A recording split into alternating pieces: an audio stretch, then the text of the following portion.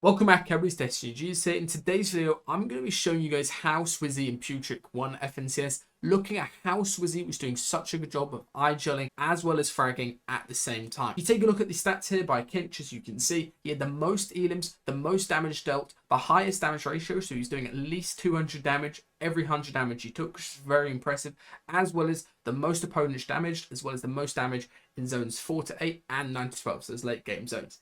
He basically was the best player by far, and they were the best team with a massive gap. And we were taking a look at everything they were doing in duos, their early game plan, what they were doing for late game strategies, as well as some stuff from solos. Because of course, this solo performance by Swizzy is absolutely crazy. I'm looking at some solo W King things later on in the video. So let's get straight into this with duos with their early game plan. Swizzy and Putrick had by far one of the best early strategies and allowed them to win FNCS, allowed Swizzy to become the second ever cross-region FNCS champ. So what they go ahead and do early is just loop to the left of Shady Stilts. Then they activate the Rift, and this allows Swizzy to claim this castle over here and use this to get Surge. Another important thing about claiming this castle is there's a chance that the boss spawns in that allows them to get Mythic Flapjacks, as you can see here. Next, after getting this Surge and this Mythic Flapjack, they double around and they check all the nearby key boxes to try to get the best quality Mammoth Pistol available. Swizzy gets a purple one here, which is important for Surge. After they do this, as third zone shows up here, they know they're going to get a far cash spawn that's going to be linked to another team that gets a far cash spawn as well. So they go back to this Rift and they look for teams nearby that are going to be rotating in that they can get Surge on.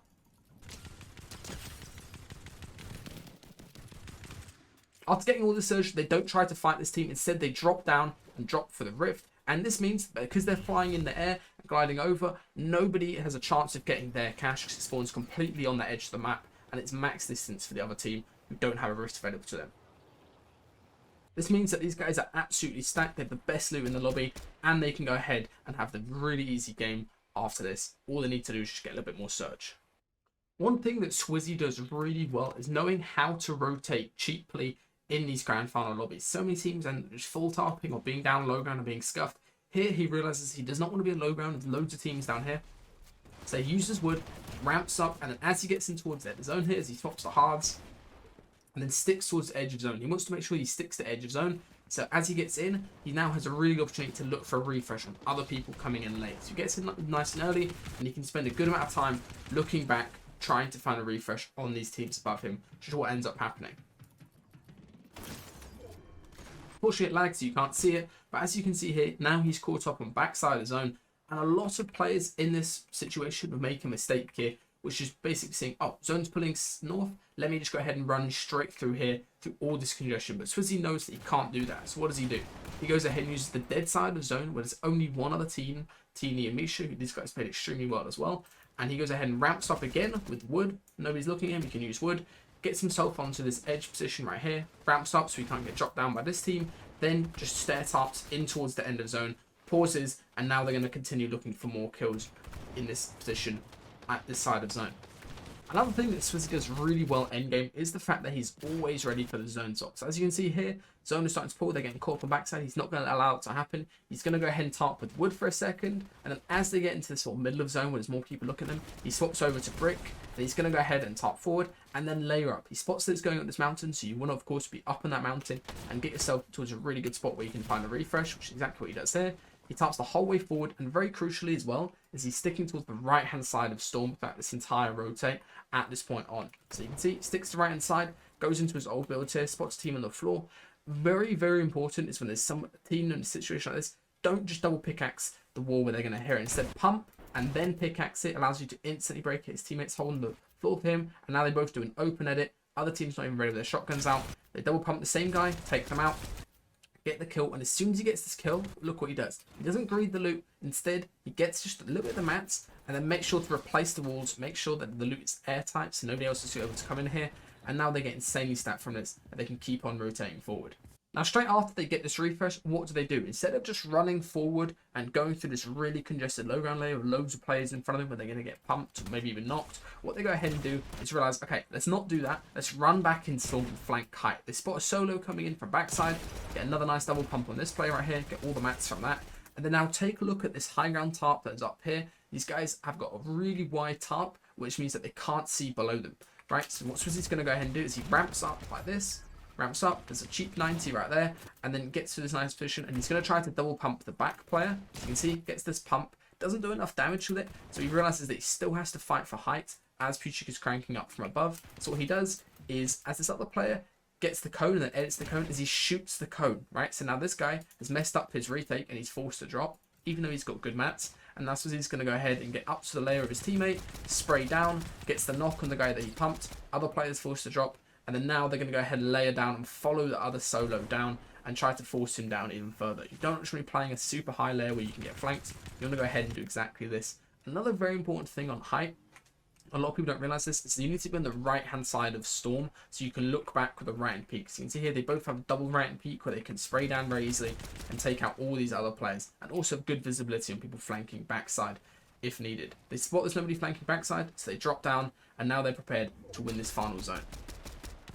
This is the hype take that Swizzy and Puchik use to win multiple games in grand finals. So what they go ahead and do is they get in towards the end of first moving nice and early so they can be in a full metal box as second moving swaps. So as you can see, they just stay in this box and they're going to go ahead and pre-pop slurps and tank Storm at this point in time. Now here, everybody is rotating towards the next zone. High ground is also going ahead and tarping over. And high ground, because there's so many people running in the open, is going to be prioritized and focused on shooting these players as they rotate forward. They're trying to get kills, and they're also trying to make sure that they stay connected front side, as you can see here. And what's allows Swizzy and Puchik to do is, as they just sit in their box and tank Storm, they're able to sneak out the back. High ground has absolutely no idea where they are, and they're able to get a beam on height, and also at the same time potentially try to chop out height. Here they realize it's too well connected, as you can see. There's a load of metal holding them up, so they go ahead and just ramp towards these high ground players, get above them, and as soon as they get above them, they just spray through with the mythic LMGs, and that means the other players are forced to just completely drop off height. While Swizzy was ramping up for the rack, Puchik was going ahead and getting completely front side, then reverse ramping and looking back from this position here. He's able to get the knock on the high ground team, and now these guys are established up on height for themselves, and they can go ahead and frag out for the rest of this game. This height take is so unbelievably strong, it's basically got no counter to it. It's a team with slurps and slaps flanking you from backside, and if they do it in a very sneaky way, you basically can't see them at all.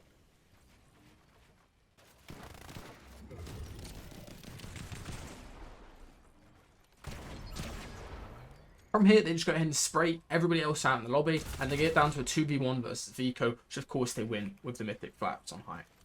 One of the biggest factors in any FNCS win, like Veno's last season and Payson's the season before, is how good they are at solo clutching. Right here, Swizzy is left in top 11, and he's able to squeeze out an extra 12 points this game just from solo clutching with basically nothing, right? He's got no mats, he's got no whites, he's got nothing.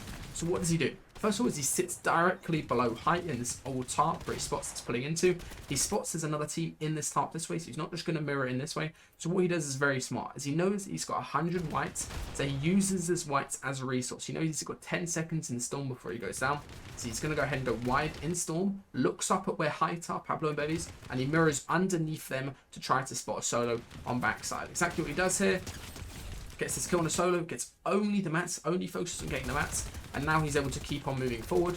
Box up, another team pushes him while he's top 8, and what does he do? First of all, really good reboxing and escape mechanics. Stares off this other team as they get the wall on him, runs back in Storm again so they can't track him, gets up, and now, finally, he's basically going down here because he's got no mats, and he tries to go for the timing shot. But still, he clutched a top 7 that game, extra 12 points, and he did that so many times throughout his FNCS win. It's so important to be able to solo clutch. And of course, Swizzy is an absolute master at it because of the fact that he won 5 solo cash cups in one season. Alright, let's go and take a look at some solo gameplay tips. This right here is from the solo cash cup. It's a very important example of what to do when somebody is above you. You don't just turn a fight into a build fight. You need to look for damage. So first of all, it's a very typical scenario where somebody's up above you, they're spraying you with an SMG, and you're trying to get above them to get a free shot. So what Swizzy does here is very, very important. He gets this high wall up right here, as you can see, and also gets the stare off. It's quite common you're going to stare each other off, and you need to go ahead and try to get the high ground on the players. So what Swizzy does is he goes ahead, edits through his wall, gets his extended cones over this way to stop the guy coming out this way. Let's say if he went this way, but the guy went the opposite way. So now Swizzy's stuck in a situation where the guy is still above him. So what he does is he walls to get one layer up, he stands on the cone, sprints at the same time as he places the stair, so he gets a little bit of a speed boost.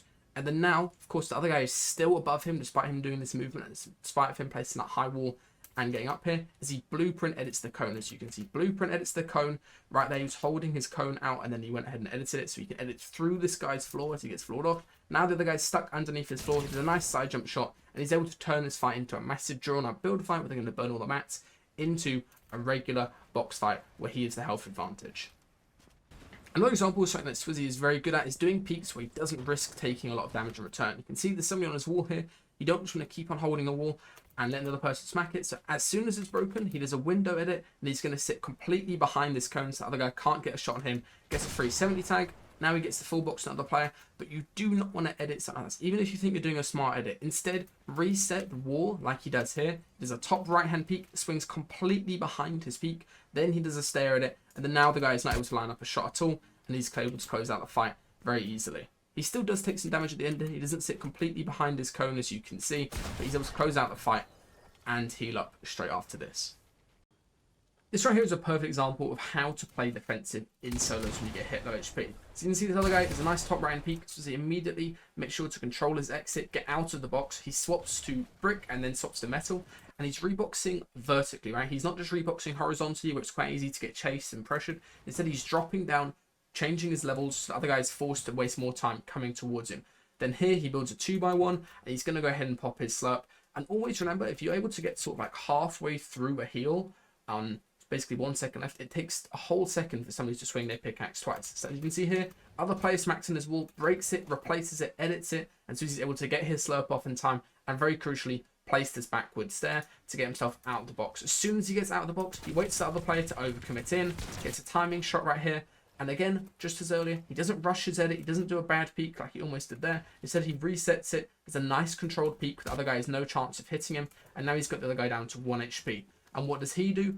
As the other player is reboxing this way and he's building only in wood, as he just jumps in and doesn't even try to use his shotgun. The flapjack is so good, you can just walk into boxes like this and take people out rather than trying to waste time replacing and shooting them with your shotgun.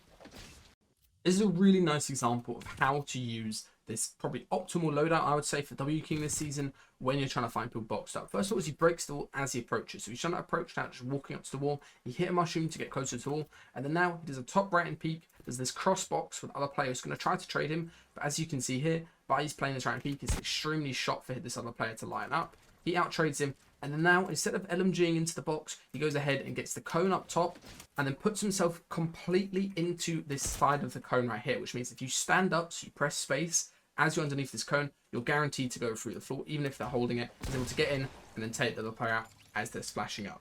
The Mammoth Pistol is really good for, of course, opening fights, especially when somebody's going for your cash or if somebody's going ahead and rotating open. But it is also extremely good to have reloaded, so you can exploit straight in onto somebody when they've got a fresh place build.